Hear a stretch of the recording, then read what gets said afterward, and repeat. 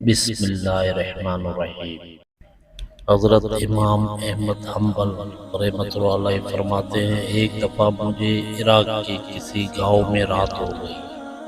میں ایک مسجد میں گیا، لیکن چوکیدار نے مجھے وہاں سے نکال دیا۔ میں مسجد سے باہر فرش پر سو گیا۔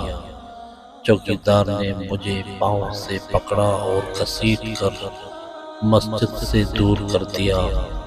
ایک خدا ترس آدمی مجھے اپنے گھر لے گیا۔ وہ شخص چلتے پھرتے اٹھتے بیٹھتے ہر وقت استغفار پڑھتا تھا۔ صبح ہوئی تو میں نے اس شخص سے پوچھا کہ کیا آپ کو استغفار پڑھنے کا کوئی فائدہ بھی ہوا؟ اس نے جواب دیا، جی ہاں، میری ہر دعا قبول ہوئی سوائے اس کے کہ میری ملاقات امام احمد حنبل سے ہو جائے۔